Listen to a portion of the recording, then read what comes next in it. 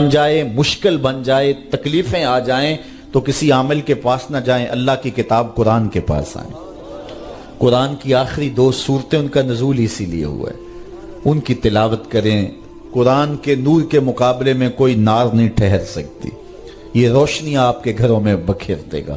اگر آپ کو جادو ہے، اگر آپ کو شک پڑ گیا ہے اس کا، تو سورہ بقرہ کی روز تلاوت کریں، اس کی برکت سے گھر کے اندر انوار پھیلیں گے اور کوئی بد روح گھر کے اندر نہیں ہوگی۔ اللہ کے محبوب تشریف فرماتے مسجد نبوی کے کونے میں ایک عربی دیہاتی آ گیا اور پیشاب کرنے لگا۔ صحابہ مارنے کے لیے دوڑے اس کو کہ اس کو جھڑکیں۔ آقا کریم نے ان کو بلا لیا، کہا اب بیٹھ گیا تو اس کو کر لینے دو۔ جب اس نے پیشاب کر لیا تو آقا کریم علیہ السلام نے اس کو بلایا، کہا یہ مسجدیں ذکر و فکر کے لیے بنائی گئی ہیں، بول و براز کے لیے نہیں بنائی گئی، اور پھر وہاں پانی بہا دیا گیا۔ تو بعض اوقات ہم جس طرح سے لوگوں کے ساتھ رویہ کر رہے ہوتے ہیں، یہ جو موبائل ہے یہ اس دور کی ضرورت ہے، تو بعض اوقات اس کو بند کر دیں تو کھولنا یاد نہیں رہتا، کھول لیں تو بند کرنا یاد نہیں رہتا، تو بعض اوقات نماز کے اندر اس کی گھنٹی بجنا شروع ہو جاتی ہے۔ جس بیچارے کی گھنٹی بج رہی ہوتی ہے تو بعض اوقات اس کو تیزی سے بند کرنا بھی نہیں آ رہا ہوتا، تو وہ دیر بھی ہو جاتی ہے۔ خیر وقت گزر گیا، اب 4 رکعتی نماز ہے، یہ پہلی رکعت کے اندر حادثہ ہوا تو 3 پوری رکعتیں ہیں وہ غصے سے بھرے رہتے ہیں کچھ نمازی کہ اب سلام پھیر کے تو ہم اس کی خبر لیں گے، اور پھر سلام پھیر کے حالانکہ 3 رکعتیں گزر گئی ہیں، تم رب سے جڑے ہوئے ہو، تمہیں تو یاد بھی نہیں ہونا چاہیے۔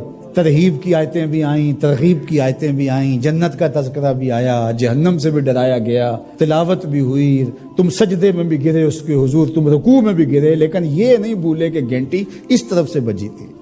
اور پھر سلام پھیر کے سب نے ایسے گھور کے دیکھا جیسے کھا جائیں گے۔ اب اس کو دیکھیں اور اس پیشاب کرنے والے کو دیکھیں، اپنا عمل دیکھیں اور رسول اللہ کا عمل دیکھیں، ہم کہاں کھڑے ہیں۔ اور اسی لیے تو لوگوں نے بھگا دیا ہے مسجدوں سے لوگوں کو کہ جو مذہبی طبقہ اس کا رویہ کتنا سخت ہے۔ میں نے تو یہ دیکھا ہے کہ ایک چیز ہے جس کا تعلق دین سے اس طرح سے نہیں ہے، طریقہ کار سے ہے، تنظیمی طریقہ ہے، طریقت کا طریقہ ہے، آپ کا تربیتی طریقہ ہے، اور اگر کوئی بندہ اس طریقے کو اختیار نہیں کرتا تو اس کو مسلمان نہیں سمجھتے۔ میں ایک تنظیم کھڑی کر لی ہے اور میں اس کا ایک طریقہ وضع کرتا ہوں، اور اس کے مطابق جو نہیں چلتا تو میں سمجھتا ہوں کہ یہ تو مسلمان ہی نہیں ہے۔ تو کیا ہم نے یہ رویہ اختیار کر لیا اور کیا انداز اختیار کر لیا؟ میں تو سمجھتا ہوں کہ اس وقت سب سے بڑا مسئلہ یہ ہے کہ منبر و محراب کے لوگوں کا بھی فہم دین ناقص ہے۔ فہم دین ناقص ہے تو پھر کس طرح دین فروغ پائے گا؟ تو یہ ضرورت ہے کہ دین کو سمجھنا۔ تو شیطان کے طریقے ہیں، وہ علماء کو الگ ٹریٹ کرتا ہے، جاہلوں کو الگ ٹریٹ کرتا ہے، متکبر کو الگ ٹریٹ کرتا ہے، منکسر المزاج شخص کو الگ ٹریٹ کرتا ہے، اور ہر ایک کے لیے اس نے الگ الگ چیزیں رکھی ہوئی ہیں، ہر ایک کے لیے الگ پیکج ہے اس کے پاس۔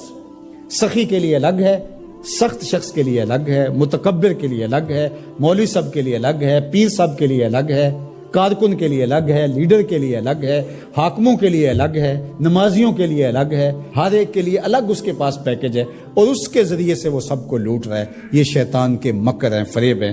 یا ایھا الناس کلوا مما فی الارض حلالا طیبا ولا تتبعوا خطوات الشیطان، اور شیطان کے قدموں کی پیروی نہ کرو۔ یہاں یہ خطوہ کی جمع ہے، قدم کی پیروی نہیں، قدموں کی پیروی نہ کرو۔ معلوم ہوا کہ شیطان کے پاس ایک چال نہیں ہے، اس کے پاس بڑی چالیں ہیں، وہ بڑے بڑے طریقے سے لوٹتا ہے، بڑے بڑے مکر سے لوٹتا ہے۔ آپ تاریخ پڑھیں، مرتبہ ولایت کے پہنچے ہوئے لوگوں کو اس نے برباد کیا۔ بلعم بن بورا کون تھا؟ مستجاب الدعوات ولی تھا نا، لیکن کہاں لڑک کے چلا گیا۔ اس لیے ہمیشہ اپنا محاسبہ کرتے رہنا چاہیے۔